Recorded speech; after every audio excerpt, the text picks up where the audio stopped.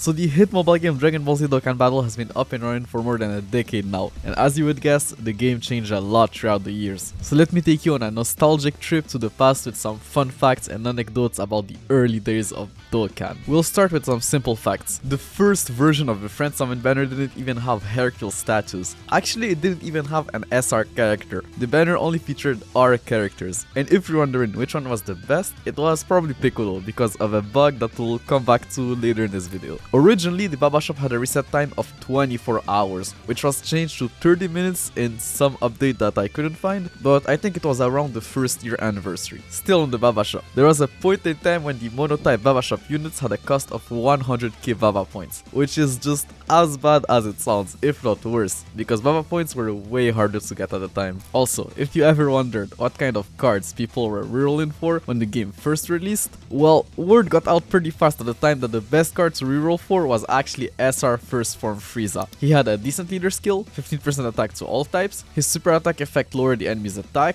and his passive gave him an unconditional 1500,000 attack, which was very good at the time. He also had the Metamorphosis link, so you could link him up with any Zarbon card and just like Piccolo and Nell, heal up to 15% HP in a single turn. Because if you didn't know, links that healed you when activated, like Namekian or Metamorphosis, were actually bugged and could be procced up to 3 times within the same turn, making units with those links insanely valuable. Talking about insane cards, you've probably all heard how cards like Strength per Gogeta and Agel's per Vegito used to dominate the game during their time, but there's one card who was genuinely insane that nobody's talking about: Strength Super Saiyan Bardock. He not only was the first kind of hype unit the game had to offer, but he also was the best unit in the game. Like, he introduced the 25% attack to all types leader skill, which quickly became the new best leader skill in the game, while also supporting the entire rotation for 15% attack. So not only did he have the best leader skill in the game, but he could also support the entire rotation and link pretty well with most of the best units at the time, who were for the most part Super Saiyan units. So yeah, that guy was just crazy. Talking about AGL's per Vegito, this is a pretty well known fact,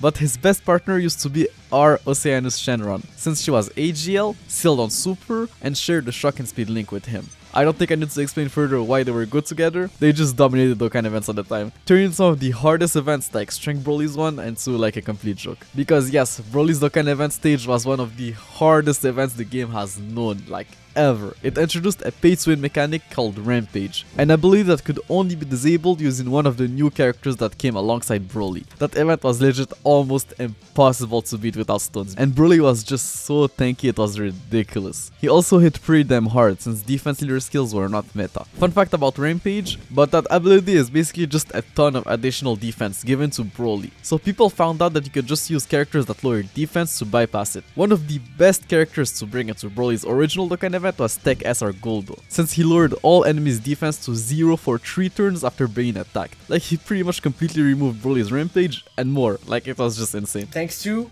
people on my Twitch stream just now, I figured out the most ultimate strategy how to beat this event. So, I'm not taking any blazing or defense breaking cards that say lower defense. Well, kind of. Wait a second, Livinicio. You have Gildo right there. Why is Gildo on your team? Why, you might ask? The Gildo turned out to be the most broken ass, busted, godly card of all time. You might think I'm crazy. I'm not crazy. I'm going to show you why. Passive skill. Paralysis. Briefly, lower all enemies' defense to 0 upon being attacked.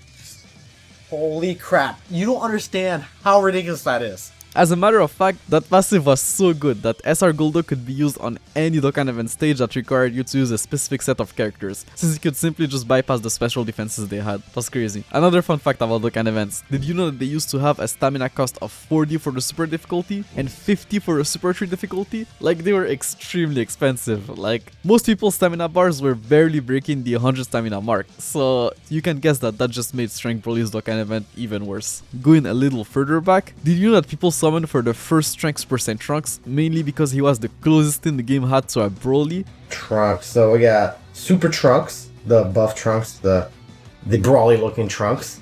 And yeah, honestly, he does look like Broly. Coming back to the topic of hard events, I'm sure you've heard of how bad Prime Battle events used to be, but do you really know how bad they were, the first ever Prime Battle event was just something else. So just to start off, this event had to be done with Super Strike characters, exclusively Super Strike characters. No free-to-play characters that weren't from a Strike event, and unfortunately, no Dokkan Fest TURs or other summonable units. And bro, just so you know, Strike characters at the time were honestly not that great. Oh, hell no, man. What the? Like, they were way past their prime, and train items and awakening medals were still pretty scarce, so most players just used them on their summonable units. No one expected this kind of event to drop out of nowhere, an event where you were forced to use strike characters who essentially sucked and were for the most part not worth the grind if you had a decent chunk of summonable characters. And also, super strike events weren't available all the time, so if you missed a specific character that was, for example, very good against Goku's Prime Battle event, you had to wait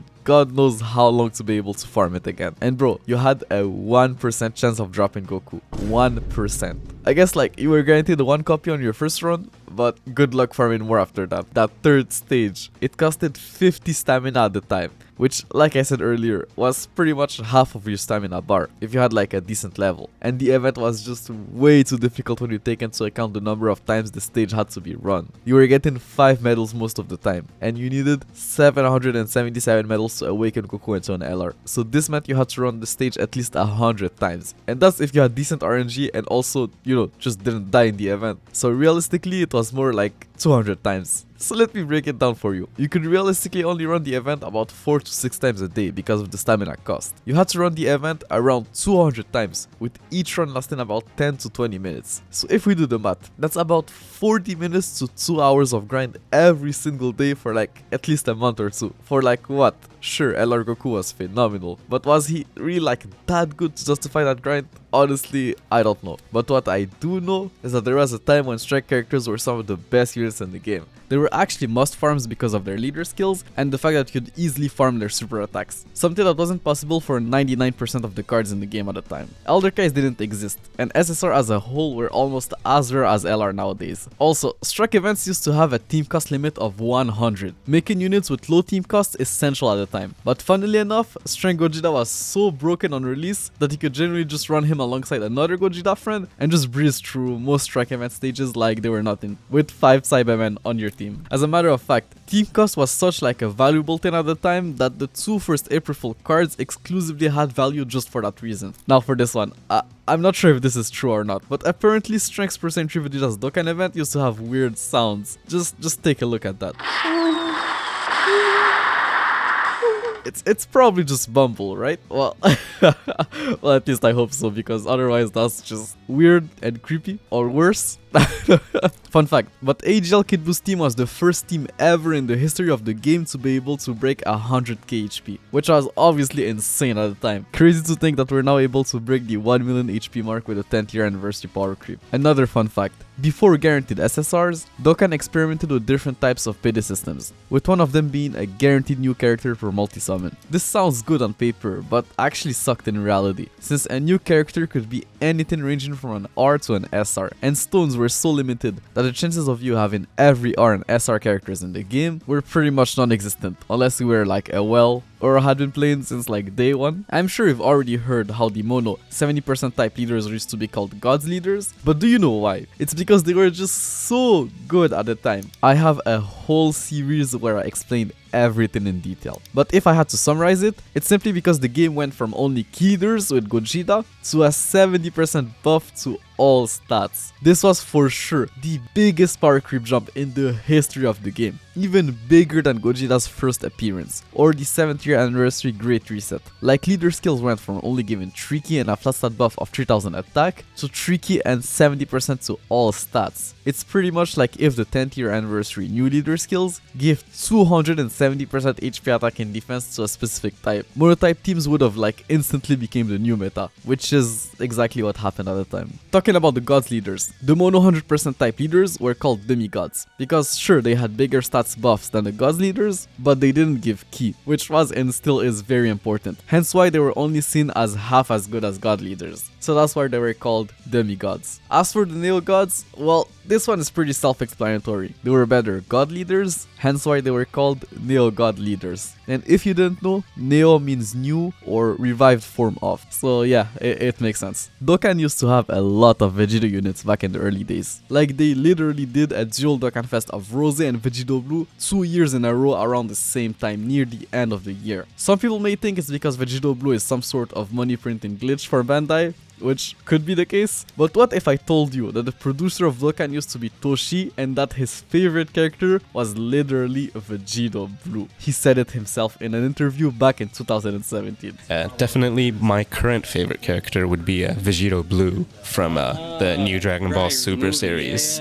It's just so cool to see a new form with these characters that you're familiar with and just break another wall and become more powerful. Since Toshi really loved Vegito that much, it probably explains why text percent for Gogeta wasn't as great on release as he could have been. Because yes, text percent for Gogeta actually disappointed a lot of people back when he first got leaked in the global database. Honestly, I've been waiting so long for this guy, and he's not as good as I was expecting him to be. Not as good. Yes, he's fucking OP, he's amazing, but Super Saiyan 4 Goku is all that and a bag of chips, man. I guess, I'm gonna be honest, guys. I am a little underwhelmed by Gogeta. He is really good. Gogeta is really, really good, but this is unnecessary. Like, over in a flash, like, I mean, sure, that'll help him, like, link better with, like, you know, Gogeta and Vegito Blue, because the Super Saiyan 4s, you know, without Over in a Flash or Fuse Fighter, they don't fit as well on a hero team like as the hero team used to be previously constructed, you know, with Vegito Blue, Gogeta, Gotenks, you know, etc. I'm just not that impressed with Gogeta's, I don't know, We'll see. He was probably the most anticipated unit at the time, or honestly one of the most anticipated unit in the whole history of the game. So people expected him to be absolutely crazy, just for them to realize that he was actually not any better than the already existing Super Saiyan 4s, if not possibly worse. If you've started after a 30-year anniversary, this might sound like a surprise to you, but the book over item they give out annually in May, normally during the Goku Day celebration, you know, the one that you can exchange for Goku's family units in the Baba shop, well, believe it or not, that item actually used to be a premium item that people had to buy with real money, just like the Blue Godstone. If we factor in inflation, it was around like $25 at the time, which with inflation would probably be closer to $35 in today's currency. That's just honestly crazy to think about, like $35, like bro, $35 for like a great ape unit, bro, like who are we kidding here? Like, that's just such a scam. Did you know that at some point in time on Global, you could get trained android robots? Like, for example, during the 2016 Christmas celebration. They give half the XP of a Z-Sword, so actually nothing crazy, but it's still funny to see. Like, look at that, bro. Android robots.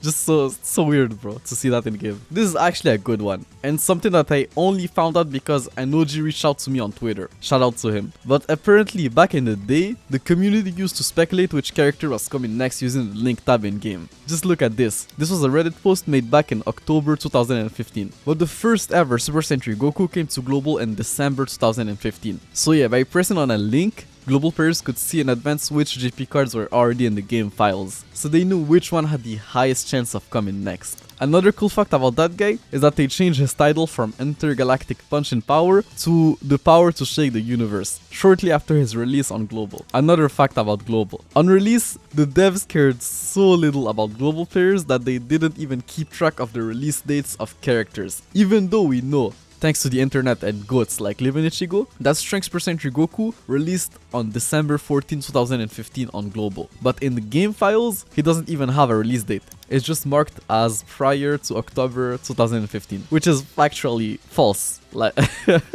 like it's crazy, bro. They just didn't care, bro. Talking about how much they didn't care about Global. Shortly before the release of physical Super Vegito on Global, his Dokkan event was actually bugged. I don't even know how they managed to do that. But as far as I know, this bug only happened on Global. Basically, you could farm glitch copies of the free-to-play Vegito. I think they wanted to give players a way to farm the super attack of the free-to-play LR Vegito Blue, but I guess they just just messed up somewhere along the way. And yeah, he was obtainable, but he just didn't have any sprite or information. And I'm pretty sure you couldn't even use him in game. He was just like AC fodder, pretty much. Did you know that there was a point in time when TURs were called LRs? This is because the LR icon was data mined before the first ever Dokkan Festival unit, Strength Broly. So people assumed that Dokkan Fest Broly was going to be the first LR. And even though Broly Dokkan awakened right away and was just like a regular TUR, the community just thought that the LR logo wasn't live yet, so they referred to him as LR Broly. Talking about LRs, did you know that they used to be so rare the first year that they were introduced, that they were for the most part ignored when discussing who the best cards were? Like, it was clear that they gapped the rest of the game, but the problem was that most of them came unfeatured on their initial banners, so your chances of pulling them were extremely low. So low that this was one of the main things that kept player interested in summoning videos. Like, literally some people were only watching summoning videos to see if they pulled an LR or not, because it was just like such a rare thing to see. And this was before the era of private servers, so the only way to actually see an LR in action was to actually pull them. Pulling LRs back in 2016 when there was only 8 of them, they weren't featured. While it was way more like predatory for sure, like putting them in a banner and not featuring them like that and not having guaranteed SSR is like, it was dog shit from a business standpoint, but from a viewer standpoint and pulling the unit, it was way more special, like infinitely more special. Like LRs were still so rare and there's so few of them, and now there's like what, we're closing in on 150 or 200 or something like total if you include the free-to-play ones, so they're not as special anymore. And pulling them, it stopped becoming will Nanogenics or Rhymestyle pull it in this video, to you either pull it or they don't watch, because there's just, again, there's no mystery to it. Did you know the first version of Dokkan Battlefield looked completely different from what we have now? That version also never made it to global, but it was basically just the Battlefield we know now, except instead of directly choosing a fight and making a team, you had to play some sort of minigame where you dropped characters to try and break the enemy's defenses before being able to start the fight against the boss. The interesting part is that each type had like a different gimmick. For example, AGL type characters moved faster on the board. Last but not least, Dokkan had a crossover campaign with One Piece Treasure Cruise at some point, and there's actually a Doflamingo card in game. He was actually a boss in the crossover event, and as far as I know, this is the only time the game ever had a crossover campaign with something that wasn't related to Dragon Ball or Akira Toriyama. And there's obviously a lot to say about it, but I've already covered everything in my history series, so feel free to check that out if you're interested. Now, that's it for today. There are so many more facts and cool anecdotes about this game, so much that I literally made a whole series just covering its history, so there's probably like a lot of things you had in mind that I didn't cover, and that's cool. You can just leave them in the comments down below, and I might just do like another part at some point, covering even more cool facts about the early days of Dokkan. But until then, take care, peace.